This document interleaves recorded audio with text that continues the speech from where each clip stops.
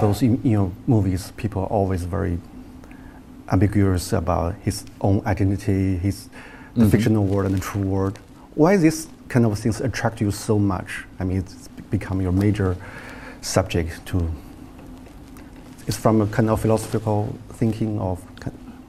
My favorite types of films have always somehow related to the thriller genre. I like that form of storytelling, and because the camera pretends to be objective, yes, but it's not. You know, it's very subjective, particularly if you choose to use it in that way. And so, the great masters of suspense, like Hitchcock and Clouseau, they understood how to manipulate and how to align an audience's perceptions with one character or another, with their sympathies going to one character or another. And I think that stories in which you can't take identity for granted, even the identity of the narrator, who's the good guy, who's the bad guy, you know, it's a fun thing to play with. In the past, you always imagine the future, or imagine the maybe not very concrete things, concrete situation. But now you're facing the very concrete historical place and event. So, I mean, the two imagination are very different for you, or similar? I mean, imagine the future. Well, I found it creatively. I found it invigorating because the key difference is that the world of the film, which is something you're normally, the world of the film is something in which, as a writer, I'm normally engaged in constructing from the ground up, particularly in a film like Inception, for example, or Interstellar. You know, the script has to create the entire world of the film and the terms of it. That part of it was already done for me in Dunkirk. That exists, it's real, and so all I had to do was research it and read about it. And so my creative process was then different. I didn't have to build that, I had to explore it. Quite honestly, the feeling of presumptuousness about making a war film as somebody who's never been to war, I mean, it's my worst nightmare to imagine having to fight a war. I had the privilege, and my grandfather was in the Air Force, and he died in World War II. And I took my children to go and visit his grave. He's buried in France. And when you look at the gravestones of the people who actually died in this, and you think, okay, we're going to make an entertainment, we're going to make a cinematic telling of war, that's very daunting. And it's difficult to know how to go about that. But for me, the solution was to not look at Dunkirk as a war film, to look at it as a survival story. And that I felt confident of. I felt confident of being able to tell a suspenseful story about survival. Could or should director be kind of philosopher? I mean, maybe your industry produce your own Michel Foucault, produce your own Nietzsche. Do you kind of see the parallel between them? Well, I think for me, that would be too much of it would be too self-conscious to look at filmmaking that way. One of the pleasures of talking about the film... But you are very self-conscious. Well, not at different stages. So you become very self-conscious when you're talking about the film you've made, because you're being asked, you know. For me, I like to really stay focused on the story and the themes of the film. I like to try and do that instinctively rather than self-consciously. And I sort of trust that the way in which I know how to make a film technically, that if there are things that are interesting to me philosophically, that they'll sort of somehow they'll be there. So for example, with Dunkirk, we've tried to make a very intense film and that was really the ambition. And so the film's attitude to war, therefore, for me, had to be not self-conscious. I didn't want to make a film that was an anti-war film or a pro-war film or anything. I wanted to make a film that presented my point of view and enjoy that. So from the sounds a little self-indulgent. Do you worry about maybe the genre, maybe the big production, maybe stifling your creativity? I mean, from following Insomnia, the different parts. Do you worry about it? Or I don't. I mean, I have worried about it in the past in the case of this film, I very much chose to not worry about it. I very much chose to just say this is a huge film that for a British person particularly, it's a necessary film to be made. Somebody's going to make it. I want to be the person to make it. And so I'm a responsible filmmaker, and I try and, we made the film efficiently. We made it for a good price for the studio and everything. That was our way of kind of dealing with the practicalities. But beyond that, I did not worry too much about the scale. I just said, you know what, we're just going to make the film right, and we need planes, and we need ships, and we need thousands of people, and we're just going to make this film.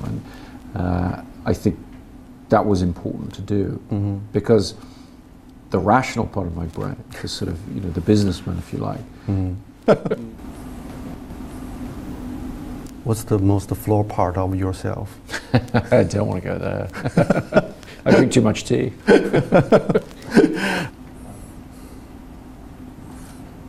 From the first idea of the movie until the finish, the whole thing, the whole process, what's the weakest part of in the whole process yourself? The weakest part? Weakest, yeah. Gosh. That's a difficult thing to answer, because the way the job of director works is what I like about it is you're not responsible for any one thing. And so your responsibilities are spread, you get to dabble. You do a bit of everything. And so for me, it's not really about weaknesses and strengths, it's about an overall, I suppose, an overall mediocrity. It's like I have to be pretty good and kind of know quite a bit about a lot of different things. And so that's kind of fun. You don't have to be, you have experts around you. I have a fantastic director of photography, I have a fantastic designer, I have a fantastic editor and everything. And so I'm really just there to sort of, try and give them focus and try and inspire them to do their best work. And I think that's one of the reasons I really like the job of director. So I'm not the member of the team who has to have a specific strength, a specific weakness. I sort of need to be pretty good at a bunch of different things and kind of just keep it. Must be Fox. Is there some kind of limitation you hated, you want to overcome it?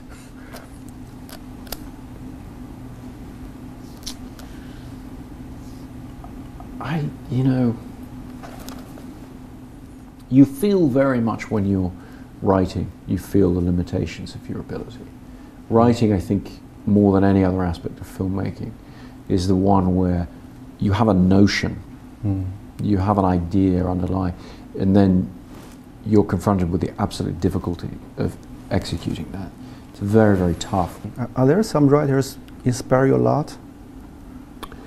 I was drawn to, the writer I always point to is Borges, the Argentinian writer.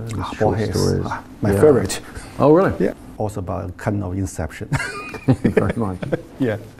Return to a movie director. You are inspired by Ridley Scott, and this compare you today's achievement with him. So how do you think about your innovation with him? How am I doing relative to that? I mean, geez, not for me to say. I think that, interestingly, the thing about Ridley Scott for me that captured my imagination as a teenager and has always stuck with me is his incredible ability to create worlds, his fascination with the visual side of filmmaking and ability to do that. And so when I started making my films, I think I pushed in a very different direction. And so my films have been more about narrative, I think, more about writing in a way. And it's almost that thing of the people you admire so much, you sort of need to do something different in a different way.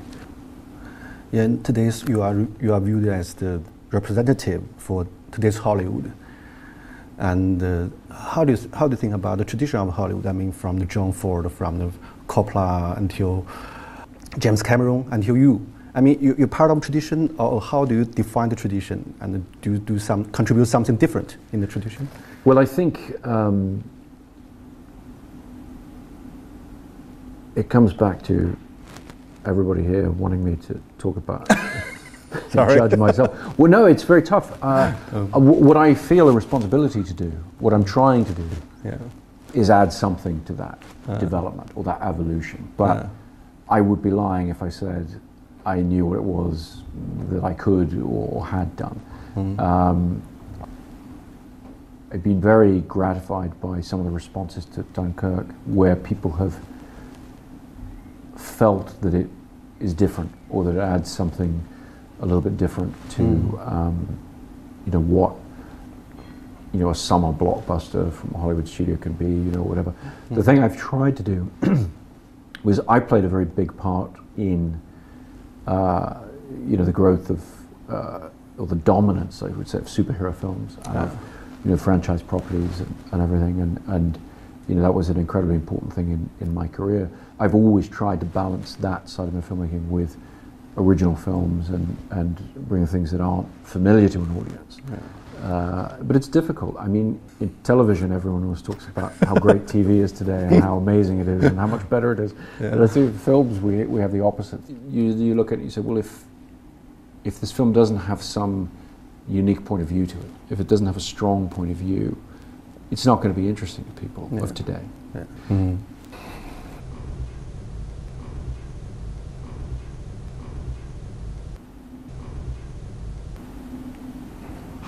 Could you imagine if you were in Dunkirk, what kind of role you will be played? You will be desperate, or you will be hopeful, or brave, or cowed? I think what the film tries to say very strongly is we cannot know until we are faced with the situation. We like to think that we would behave in a noble way. I wanted to be more real than that. You know, human beings, we're very flawed creatures. Okay, thank you so much. Thank you. you. Running out. Thank you. Yeah, next time we can talk about boys. Yeah, exactly. Yeah. Is he well known in China? Yeah, quite popular among writers and thinkers. Yeah. But good trip. Thank you very much. Nice Take care. Thank you.